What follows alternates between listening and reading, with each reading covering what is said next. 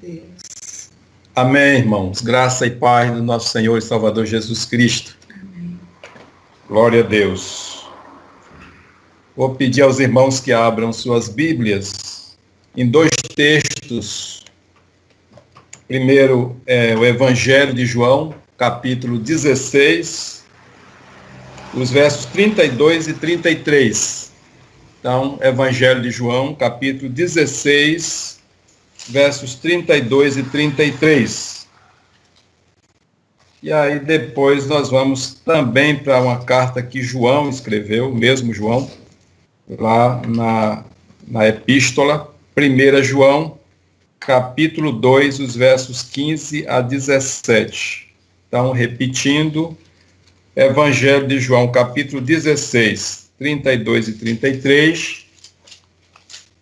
Depois, na epístola segunda, ou 1 João, capítulo 2, de 15 a 17. Vamos ler o primeiro texto. Pois chegará o momento, e realmente a hora é esta, quando sereis espalhados cada um para a sua família, vós me deixareis sozinho, mas eu não estou desamparado, pois meu Pai está comigo. Jesus falando, né? Eu vos preveni sobre esses acontecimentos, para que em mim tenhais paz. Neste mundo sofrereis tribulações, mas tende fé e coragem. Eu venci o mundo. Glória a Deus. Aí você deixa marcado nesse texto e vamos lá para o segundo texto, 1 João, a epístola, 1 João, capítulo 2, 15 a 17.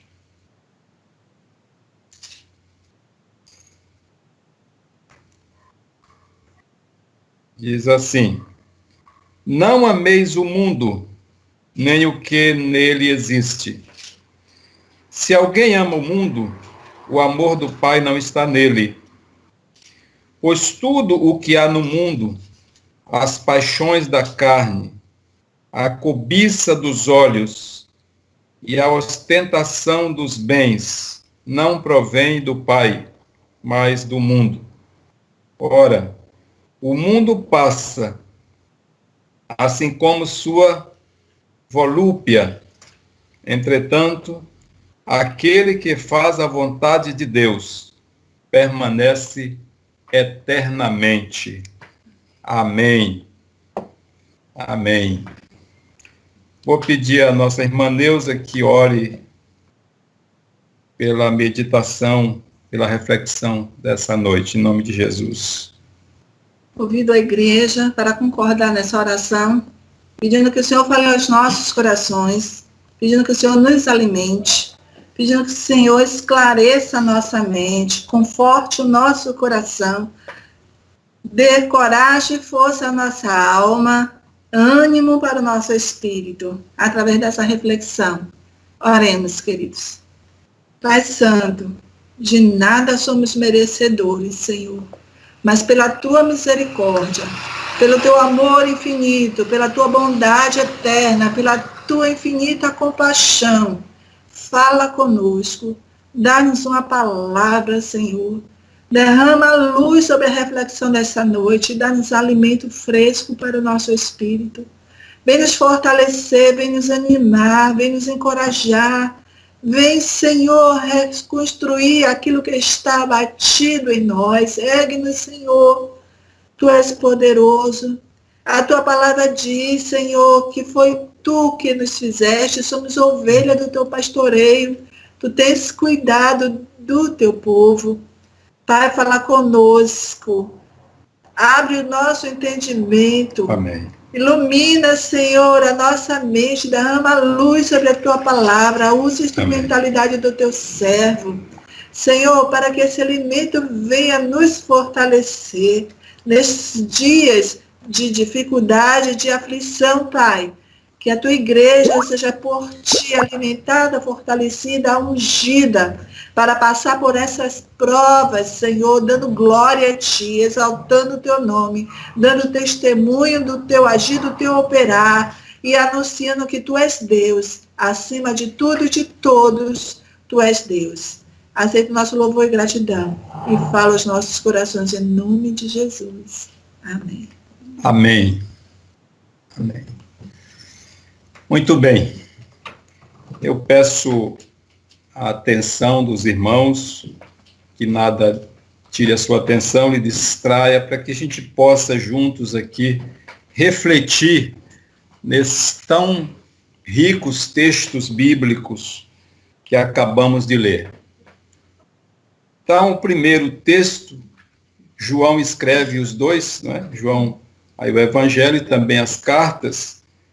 Então, João traz um relato, ele é o único que traz esse relato, onde Jesus, na noite de quinta-feira, ele foi crucificado na sexta-feira, às 15 horas, e foi preso na quinta-feira à noite. Tudo isso aconteceu muito rápido, o julgamento de Jesus foi muito rápido.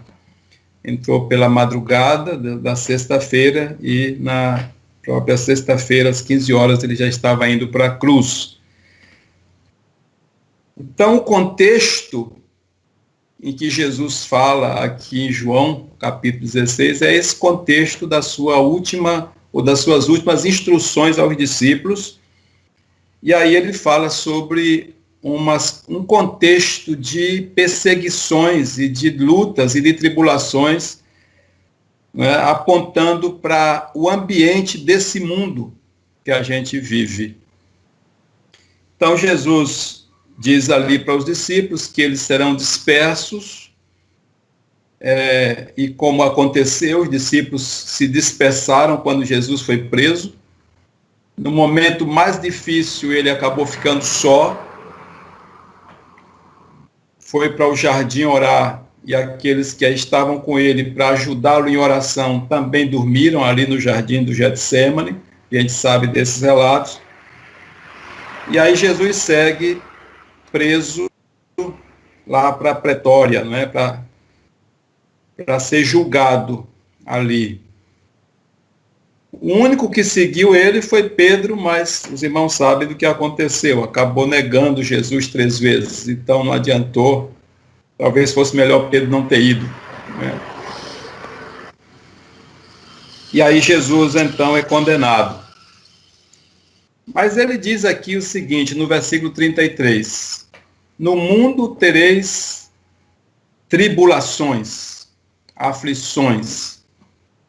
E aí, nessa minha tradução, que é King James, ele diz, mas tenham fé e coragem. O que é que eu busquei de Deus, assim, orientação para compartilhar com os irmãos esse texto? Porque não tem como fugirmos, meus irmãos, desse assunto, o assunto hoje que domina todas as mídias do mundo, é a crise global com o coronavírus, algo nunca visto. Mas como até Robson falou aí, não é o único mal que nós temos no mundo, né? Essa crise se soma a muitas outras que existem e que vão continuar existindo. Então, o que a gente percebe, meus irmãos, é um mundo que parece ir de mal a pior, né? De ponta cabeça. E o que é que Jesus está dizendo aqui? Ele está prevenindo os discípulos para essa realidade, para esse mundo que nós estamos vivendo, para que no momento em que a gente, de repente, se depara com todas essas circunstâncias, não venha a ser surpreendido, não é? É claro que nós vamos continuar incessantemente orando a Deus, buscando a Deus, pedindo misericórdia a Deus, lutando, fazendo tudo que nós pudermos, que estiver ao nosso alcance, para que as coisas sejam minimizadas, não é? Graças a Deus, o mundo ele tem esses recursos que atenuam o sofrimento das pessoas, a medicina propriamente dita, não é? os profissionais, os cientistas, pessoas que estudam e que trabalham para justamente trazerem alguma espécie de recurso, mas nós entendemos que o mundo em si, ele é esse cenário que você está vendo. Então, o mundo, segundo Jesus, não seria um ambiente de calmaria, de tranquilidade, de paz e gozo constantes, um céu de brigadeiro. Jesus não prometeu isso. Aliás, é até estranho quando as pessoas começam a achar que o céu é aqui. E até existem essas promessas. Né? Pare de sofrer, não sofra mais, e até muitas pessoas prometem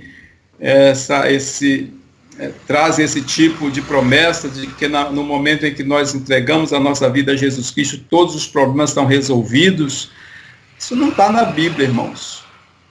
Aliás, pelo que o próprio Jesus falou aqui, quando nós de fato assumimos um compromisso de fidelidade com Deus, começam vários problemas. Não estou querendo assustar você, mas o próprio Jesus não teve vida fácil nesse mundo. Não teve um mundo calmo e tranquilo. E ele diz aqui, vocês vão ter aflições, vocês vão ter tribulações. Então Jesus não enganou ninguém. Né? Agora, o que nós vamos ver aqui é que o Senhor, ele não apenas disse isso, que nós teríamos tribulações, que nós teríamos aflições, que seríamos afligidos nesse mundo. E aqui ele está falando para a igreja, para os discípulos. Jesus não está falando para o mundo no contexto geral aqui. Está falando para os seus discípulos. E ele disse, olha, vocês vão ter tribulações, aflições, perseguições.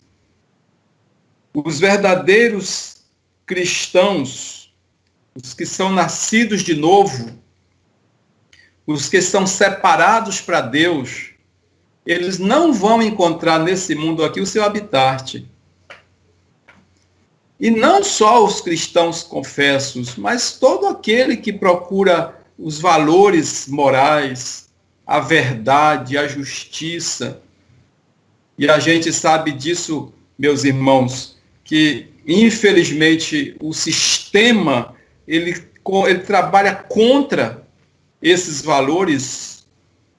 Aí as mídias e tantas coisas que fazem parte de um sistema iníquo nesse mundo, vai bater sempre de frente, vai trabalhar sempre contra os valores. Ao ponto de alguém dizer que sentia vergonha de ser honesto. Imagine isso. Porque o mundo é assim. O mundo, ele tem essa vocação, né, de perversidade, porque é o coração perdido do ser humano, essa identidade que foi deteriorada pelo pecado. Então a Bíblia diz que o homem não tem nada de bom nele.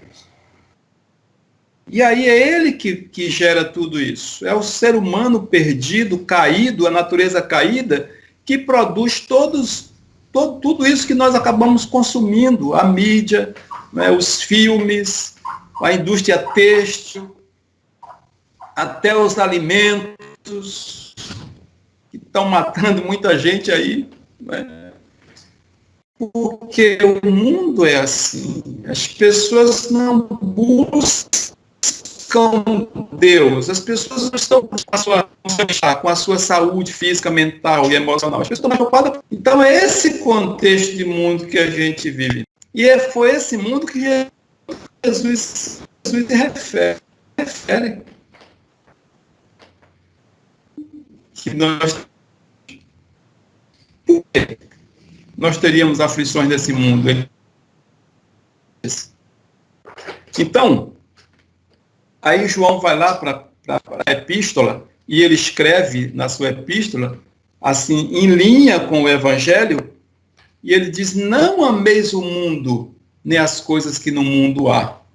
Porque se alguém ama o mundo, o amor de Deus, do Pai, não está nele. Não existe unidade, não existe harmonia As coisas não conseguem andar juntas. Por isso, ele diz, se alguém amar o mundo, o amor do Pai não está nele. Nós temos que, inevitavelmente, fazer a nossa escolha. Não pode haver essa dualidade na vida cristã. A Bíblia diz que não vamos conseguir agradar dois senhores. Não tem como. Vamos agradar a um e desagradar a outro, mas não tem como agradar os dois. E a Bíblia também nos mostra isso de forma clara, que Deus não compartilha os seus valores com o mundo e com o pecado, né? São duas coisas totalmente distintas. Então, é por isso que nós vamos ter dificuldades nesse mundo, porque os nossos valores não são convergentes. Então, João diz assim, porque tudo que há no mundo, a concupiscência da carne, a soberba, né? Os valores desse mundo, eles não são de Deus.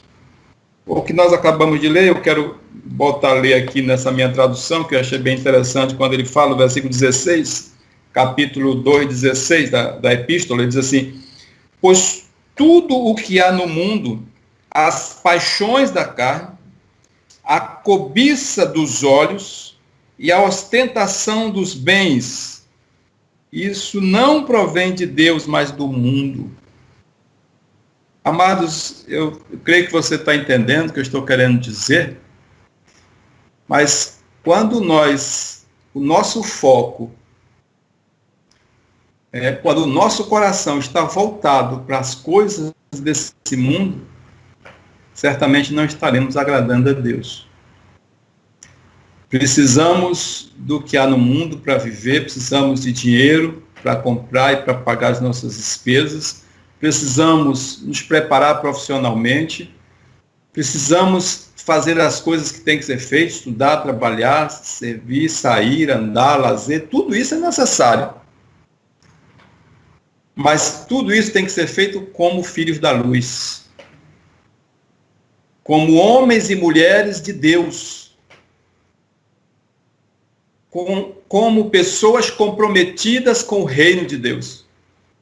E aí Paulo deixa isso claro quando ele diz, quer comais, quer bebais ou façais qualquer outra coisa nesse mundo aí, fazei tudo para a glória de Deus. Então é clara a palavra, irmãos. E aí voltando para as palavras de Jesus, no mundo vocês vão ter oposições, vocês vão ter dificuldades. Mas tenham o quê? Fé, coragem. Aleluia, porque eu, de Jesus, eu venci o mundo. E aí eu estava pensando muito quando Jesus fala isso. Eu venci o mundo. Talvez, eu acredito até que quando Jesus foi levado à cruz, Satanás deu gargalhadas. Ele falou, acabou, foi derrotado. Seus opositores, seus algozes também cantaram a vitória. Eles acharam que o túmulo seria o fim para Cristo.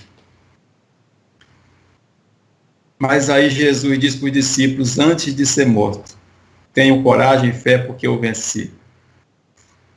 E aí ele vai à cruz, é pregado, crucificado, depois de todas aquelas torturas que a gente sabe que ele sofreu, mas no terceiro dia, o túmulo está vazio. Aleluia! Porque Jesus não está mais lá. Então, o que é vencer o mundo na perspectiva do reino de Deus? Que vitória é essa? E até escrevi aqui, quero compartilhar com os irmãos.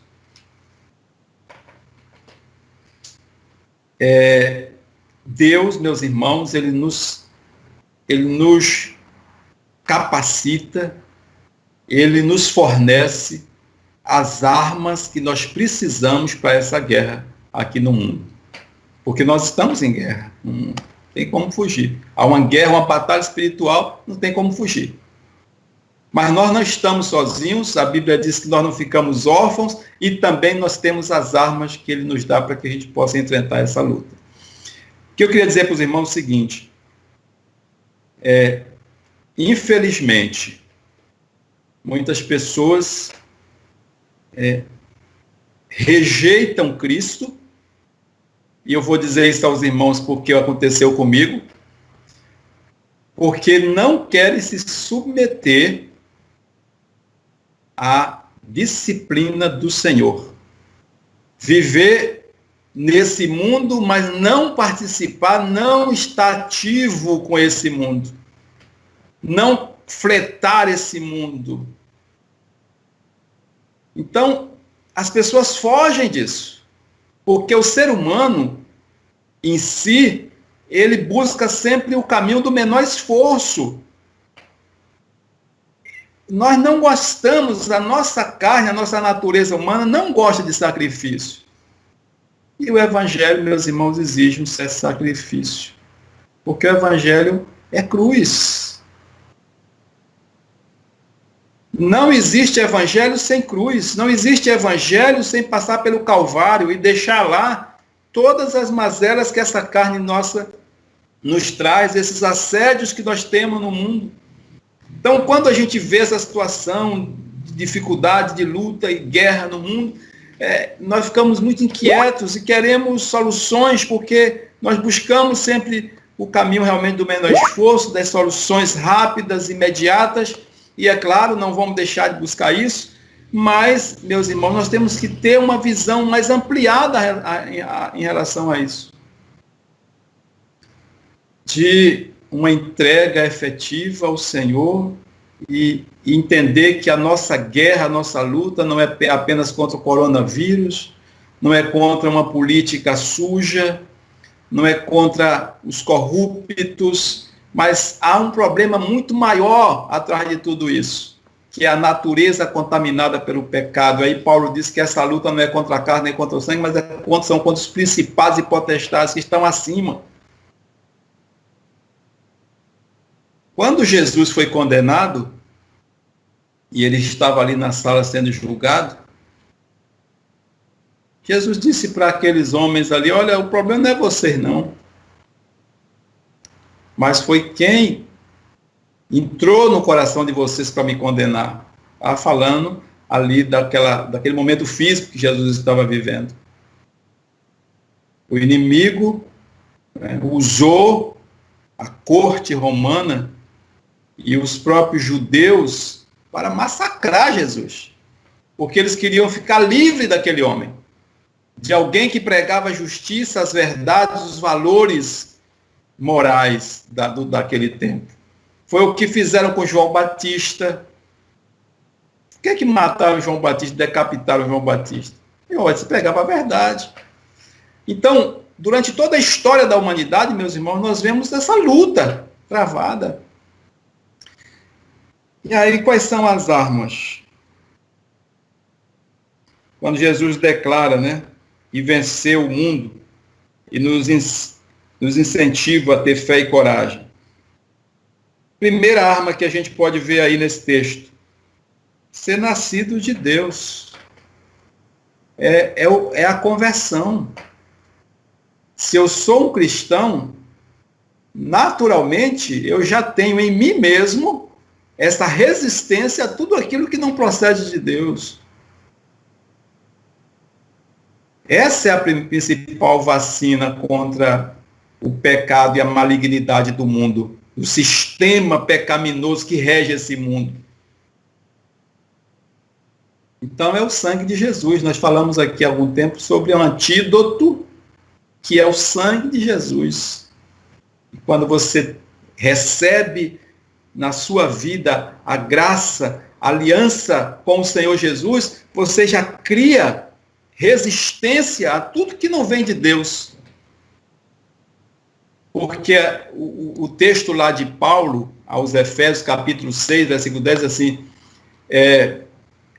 ele diz que nós estamos enfrentando essa luta. Deixa eu no texto aí, que eu acabei esquecendo, mas o início do texto é muito interessante, espere só um pouco, para a gente não falar que nada que não esteja na palavra, sobre essa armadura que o Senhor nos dá, mas antes nós estamos falando que o novo nascimento é a principal arma, e olha o que ele diz aqui, capítulo 6, versículo 10 em diante, ele diz assim: fortalecei-vos no Senhor, versículo 10, fortalecei-vos no Senhor e na força do seu poder.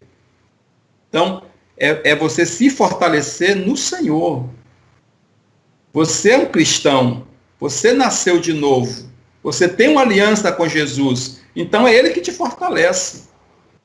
A irmã Vera, ela orou sobre a dependência de Deus. Meu irmão, é depender de Deus nessa batalha que a gente está vivendo. Então, eles fortaleceram o Senhor e na força do seu poder, revestivos de toda a armadura de Deus, para que possais resistir no dia mau e, havendo feito tudo, ficai o quê? Firmes. Glória a Deus. Então, não existe vitória se você não é uma nova criatura em Cristo. Você vai continuar caindo no pecado, você vai continuar preso por Satanás nas coisas do mundo, na mentira, no engano, na falsidade. Por quê? Porque um reino não luta contra o próprio reino. Eu tenho que estar do outro lado. Quando o povo estava lá na terra de Faraó, no Egito, eles não conseguiam vencer Faraó. Foi preciso que eles atravessassem o Mar Vermelho, e não apenas eles atravessaram o Mar Vermelho, mas os inimigos morreram no mar. E aí eles estavam do outro lado, aí é outra história. O território é muito importante. Então, quando nós temos uma aliança com Jesus, nós estamos no território do Senhor. E aí Paulo diz assim, por isso nenhuma condenação há para os que estão em Cristo Jesus, porque estão no território do Senhor. Então, esse é o primeiro ponto, é você ser uma nova criatura em Cristo. Nascer de novo. Ter comunhão com o Senhor. Ter prazer no Senhor. Estar comprometido com o senhorio dele. Segundo, ainda sobre nascer de novo, 1 João capítulo 5, versículo 4. Tem algo maravilhoso ali, não precisa abrir não, mas você guarda esse versículo. 1 João, lá na epístola 5, 4. Ele diz, quem é que vence o mundo? Quem é que vence o mundo? 5, 4. Todo aquele que é nascido de Deus. Esse vence o mundo. E essa é a vitória que vence o mundo, a nossa fé. Glória a Deus. Olha que coisa maravilhosa. Quem é que vence o mundo? É aquele que nasceu de Deus. E aí ele diz, e essa é a vitória que vence o mundo, a nossa fé. Essa é uma arma, irmãos, a fé é uma arma maravilhosa, poderosíssima, porque ela é uma arma de defesa. Eu creio na proteção de Deus, eu creio na palavra de Deus. Quando o Senhor diz assim, tenham fé e coragem, tenham bom ânimo, porque eu venci, eu creio nessa palavra. E eu estou firme nessa palavra. Então a fé, ali naquela relação de armas que Paulo traz aí aos Efésios, nós lemos lá no capítulo, em Efésios capítulo 6, versículo 10 e diante, ele diz que a fé é o escudo. É um escudo. Ela nos protege, glória a Deus. Então essa é uma outra arma. Terceiro, para quem nós temos que olhar? Para o inimigo? Para o mundo? Não, para Cristo. Glória a Deus. Olhando para Cristo, autor e consumador da nossa fé. É para ele que nós temos que olhar. E o que é que Jesus diz, em João capítulo 16, que nós lemos? Versículo 33. Eu venci o mundo. Então, se ele venceu, os seus seguidores, os seus discípulos, os seus servos vencerão com ele. É isso que ele está dizendo aqui. Tenham fé e coragem, porque eu venci. O líder de vocês, o Senhor de vocês, venceu. E, meus irmãos, a vitória geral, a vitória maior, a vitória definitiva, nós vamos ver que não é você vencer na vida profissionalmente, que é muito bom, você realizar seus sonhos, que são muito bons, não é? Quantas vezes as pessoas falam assim, eu realizei meu sonho. Eu estava vendo uma moça dando entrevista hoje em um programa, e ela dizia, a entrevistadora falou assim, como é que você se sente aqui? Ela disse, eu sinto a realização de um sonho, eu sempre quis estar aqui. Então são sonhos que a gente tem, eu diria que pequenos sonhos, né, de realizar aquelas coisas, mas o maior sonho, a maior realidade, a maior vitória, essa que Jesus diz aqui, eu venci o mundo, o sistema, é você entrar nesse mundo e sair dele sem se corromper, sem se contaminar, sem se vender, sair perfeito para Deus. Aleluia. Muitas vezes até ao quebrado, muitas vezes até sem forças, esgotado de lutar, mas você saiu ileso, você saiu vencedor e vencedor. Jesus entrou aqui, passou por provas, lutas, tribulações, mas ele venceu. E qual é a vitória que a gente se refere, que Jesus fala? É deixar o túmulo vazio e ressuscitar para o Pai eternamente. Glória a Deus. Olhar para Cristo é a nossa grande vitória. E a quarta é, como ele diz mesmo, ter coragem e bom ânimo. Então, meus irmãos, o mundo nos abate. Quantos de nós nos abatemos, né? Não sei como foi sua semana, mas às vezes aquele momento que a gente se abate, deprime, tem vontade de largar tudo, de desistir. Desistir de quê, né? Não temos que desistir, nós temos que avançar, porque não existe outra opção. Né? Existe alguma coisa melhor do que Jesus? Não existe, amados. Então, às vezes as pessoas desanimam, né?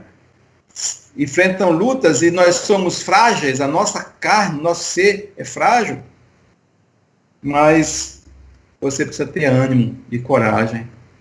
Você precisa superar, né? Nós precisamos lutar, mas reagir a esses sentimentos, né? Aquele abatimento que às vezes a gente fica sem vontade de ir para a igreja, sem vontade de ler a palavra, sem vontade de orar, às vezes quer ficar na cama ali. O mundo não acabou, meus irmãos. Em nome de Jesus, nós temos uma caminhada, e Paulo fala isso, né? Deixando as coisas que para trás ficam, sigamos a carreira que nos está proposta, olhando para Cristo, autor e consumador da nossa fé. Então, o que Jesus nos propõe aqui é coragem, é bom ânimo, é avançar. Né? Então, o próprio Paulo, eu estou falando muito em Paulo, mas não tem como, Paulo realmente é esse exemplo a gente. Ele diz lá no capítulo 12 da segunda carta aos Coríntios, ele diz, quando sou fraco, então sou forte. Diga ao fraco, forte sou. Aleluia. Louvado seja o nome do Senhor. E aí, meus irmãos, você pergunta, e vale a pena a gente renunciar, né? E lutar, e vencer o mundo, e se esforçar tanto, muitas vezes abrir mão de coisas que nós sabemos que até podem ser boas para nós, mas que não agradam a Deus, pagar o preço, muitas vezes, o preço da renúncia, da fidelidade, do relacionamento, muitas vezes difícil, como a irmã Daniele falou aí, as lutas que estão acontecendo nos relacionamentos, mas você tem um compromisso com o seu cônjuge e com Deus, com a sociedade também, não é? Com as testemunhas, com todo mundo. Então, nós temos que pensar, muitas vezes, que precisamos pagar o preço. Aí você pergunta, mas vale a pena? Bom, qual é o prêmio para quem vence o mundo? Para quem atravessa todo esse mundo conturbado, tribulações e guerras, e sai do outro lado. Qual é o prêmio que ele tem? Quando e onde recebemos esse prêmio? Será que é aqui? O prêmio nós recebemos aqui, agora? Então eu quero ler com você sobre esse prêmio, e eu quero que você abra a sua Bíblia. No livro de Apocalipse, capítulo 21.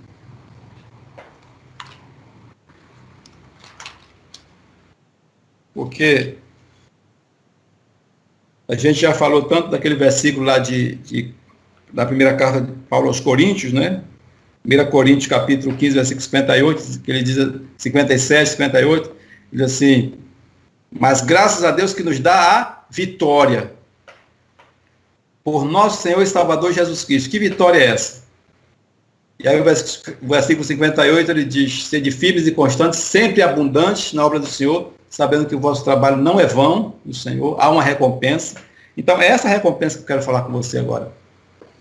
É esse prêmio que eu quero falar com você agora.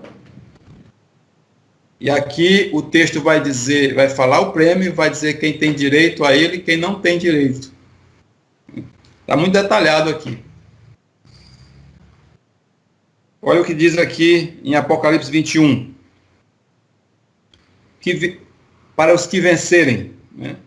Então vi novo céu e nova terra, pois o primeiro céu e a primeira terra haviam passado e o mar já não existe.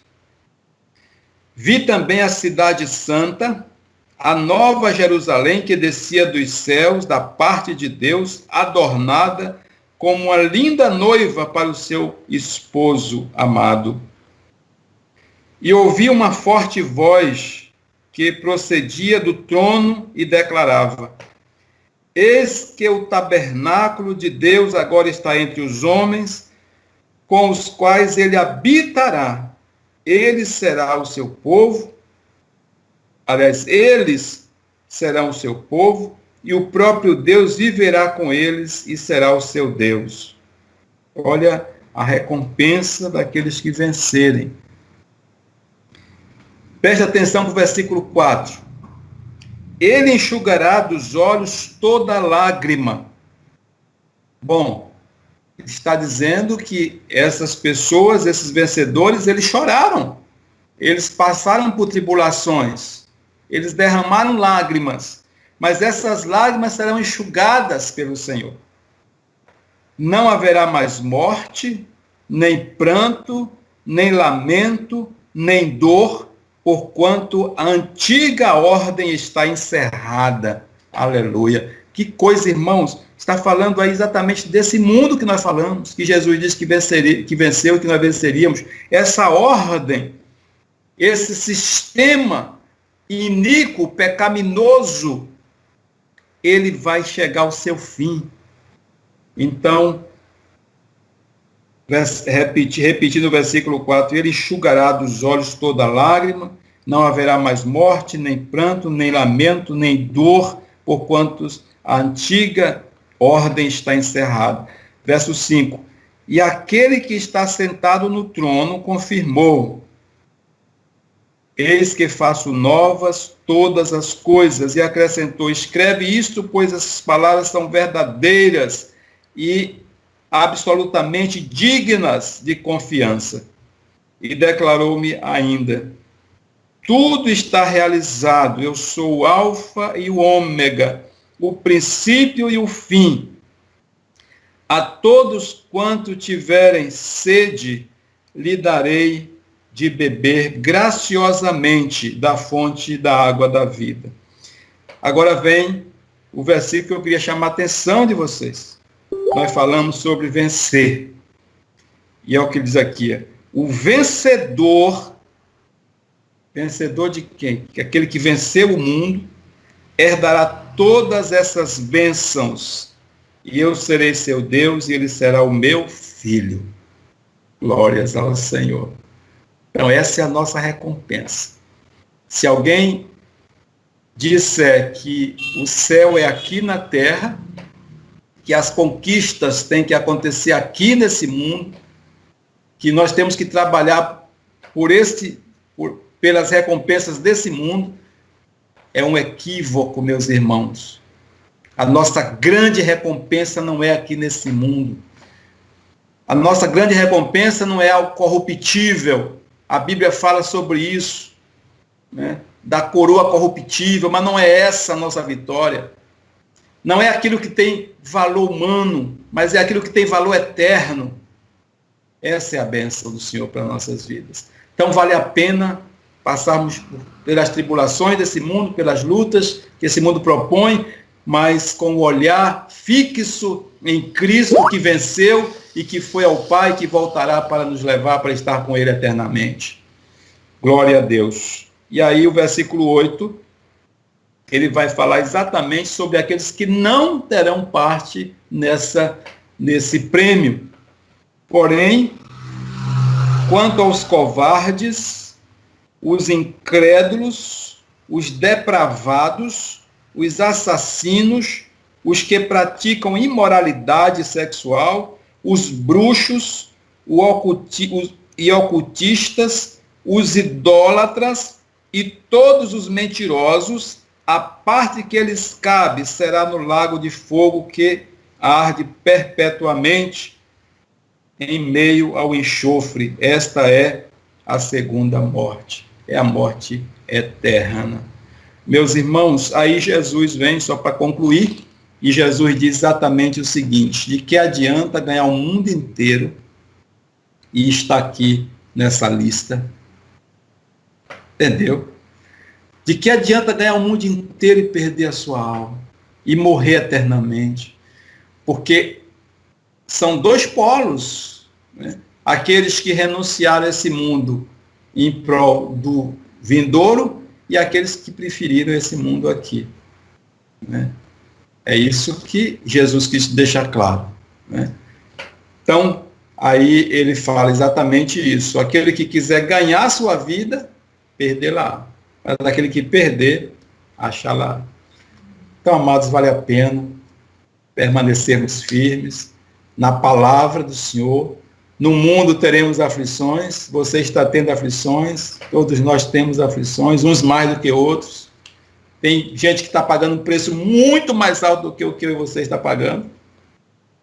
Os nossos irmãos que estão nesse momento presos, muitos presos por terroristas, muitos sendo açoitados, muitos contando os dias para terem suas vidas ceifadas, missionários, homens e mulheres nesse mundo, pagando um preço enorme para servir a Deus. Graças a Deus nós estamos aqui em paz, né? Mas as tribulações desse mundo, elas vão existir sempre. Jesus não disse o contrário, mas ele disse: tenham fé e coragem, porque eu venci. Amém? Glória a Deus. Essa é a palavra, meus irmãos, que nós queremos deixar com os irmãos nessa noite. Fique firme e constante e sempre abundante, sabendo que o teu trabalho não é vão no Senhor. Se tiver que pagar o preço, pague o preço. Se tiver que renunciar, renuncie. Mas não negocie a sua fé. Mantenha-se firme. Em nome de Jesus Cristo. Precioso e eterno Deus, a Ti toda honra e toda glória, todo louvor, todo domínio, todo governo. Nós somos gratos a Ti pelo preço que foi pago na cruz do Calvário, pelo que foi antes de nós, desbravou, abriu o caminho, Jesus Cristo, e nós apenas seguimos esse caminho que já foi aberto por Ti, demarcado. E é claro, Senhor, que assim como o Senhor não foi poupado das lutas e tribulações desse mundo, certamente nós também não seremos. Não é esse aqui o nosso mundo, não é esse o nosso ambiente. Estamos aqui, mas não somos daqui. Por isso as lutas vão existir. Mas, ó Deus, te pedimos que nos capacite cada dia e, como diz a Tua palavra, possamos ter coragem e fé para avançar, para testemunhar para cumprirmos a nossa missão de sal e luz, para cumprirmos a nossa missão de testemunhas fiéis e autênticas em defesa do Evangelho e do Reino de Deus. Muito obrigado, Pai. Nós queremos também, neste momento, te apresentar a missionária Jusce, que está ali em Portugal, precisando, Pai, de uma cirurgia e com tantas dificuldades ali naquele país, por conta da situação da crise no sistema de saúde. Pai, estende a tua mão. Eu recebi esse pedido hoje. Estende a tua mão sobre a tua filha, que está ali com a missão de proclamar Jesus e que não pode voltar para o seu país, mas está precisando, Senhor, dessa cirurgia. Abre portas, Pai, em nome do Senhor. O Senhor é aquele que pode fazer o que nós não podemos fazer, o que os médicos não podem fazer, os cirurgiões não podem fazer, o Senhor pode fazer, e nós colocamos Jusce nas tuas mãos em concordância com a igreja do Senhor, Pai. Compadece da tua filha, em nome de Jesus Cristo. Queremos te agradecer, Pai, também pelo pastor Sócrates, que os médicos disseram para ele que ele teve uma recuperação surpreendente. Nós te agradecemos por isso. Glórias ao teu santo nome.